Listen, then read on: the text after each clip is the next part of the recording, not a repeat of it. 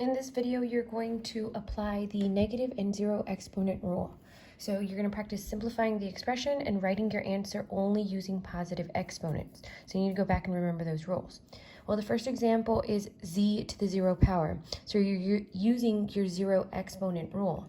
Well, anything to the 0 power is always equal to 1, so your answer is 1 here. Example number 8. You have a to the negative 8 power. This is the negative exponent rule. So anything to the negative exponent, you will remember the rule, and it's the reciprocal. So you will need to take it, if it's in the top, you're going to move it to the bottom. So if you move it to the bottom, there's still a 1. The coefficient of 1 is still there. So 1 will stay in the top, and you move all of this to the bottom. When you move this to the bottom, it becomes positive. The exponent becomes positive. So 1 over a to the positive 8 power. Example number 9, you have 6 times a to the 0 power times b to the negative 2 power.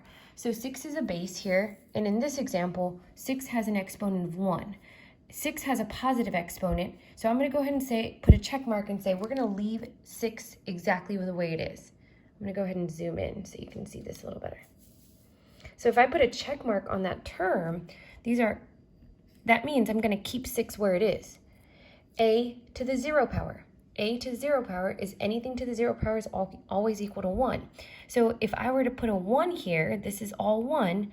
6 times 1 is still 6. So I'm just going to go ahead and say that this is going to cross out because it's just 1.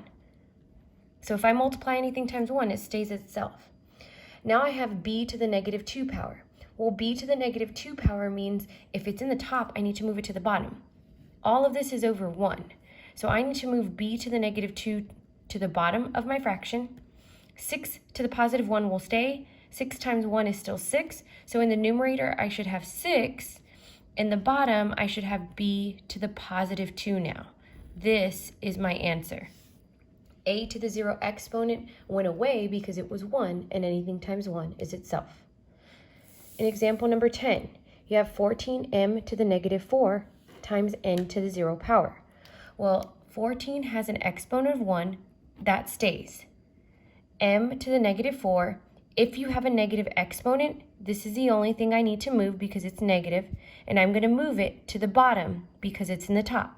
Anything to the 0 power is equal to 1, so I'm going to put a slash because this is a 1. 14 times 1 is still 14. So 14 stays in the numerator, and I'm moving m to the negative 4 to the bottom, and it becomes positive. This is my final answer. Once you move it, it becomes positive. Number 11, 3 to the negative 2 power, r to the negative 3 power, and all of this is divided by s to the 0. So this is multiplication between 3 squared, 3 to the negative 2, and r to the negative 3. So again, apply that negative exponent rule power. If it's in the numerator, if it's in the top, you're going to move it to the bottom. If it's in the top, you're going to move it to the bottom. Both of them have negative exponents, so both of them will move. Anything to the 0 power is equal to 1. So all of this is just 1. So if I move this to the bottom, I'm still going to have a 1 in the numerator. 3 to the negative 2, if I move it, it becomes 3 to the positive 2. R to the negative 3, if I move it, it becomes r to the positive 3. Now I just need to simplify this 3 squared. So 1 over 3 squared is 9. 3 times 3 is 9. And r to the 3rd power. Always simplify if you can. In the last example, we have 2 to the 3rd power times a to the negative 3 power. All divided by 8 to the negative 1 power, b to the negative 5 power, and c to the 0 power. In this example, we have a lot of things we need to move and simplify. So first we can move things around and then we'll simplify.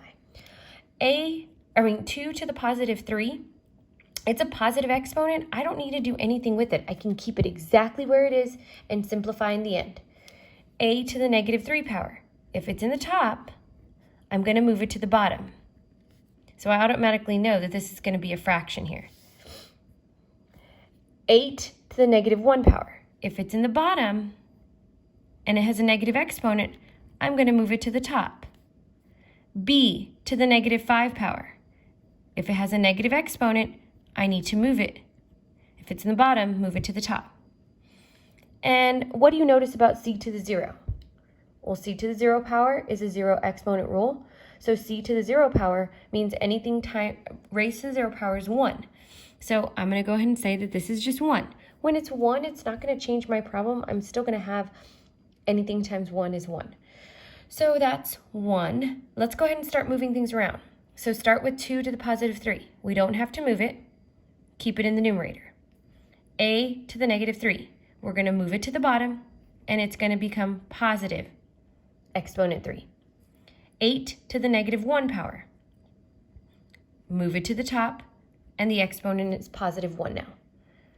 B to the negative 5. It's in the bottom, so move it to the top, and it becomes a positive 5 as the exponent. C to the 0 power is just 1, so we don't have to do anything with it. There would be a 1 down here. You don't have to write it. Anything times 1 is itself, so you would still have a to the 3rd power. Now we just need to simplify 2 to the 3rd power times 8. 2 to the 3rd power is 2 times 2 times 2. 2 times 2 is 4. 4 times 2 is 8. So this is going to simplify to 8 times 8 and b to the 5th all over a to the 3rd. Well, you know you still have to simplify 8 times 8, which is 64.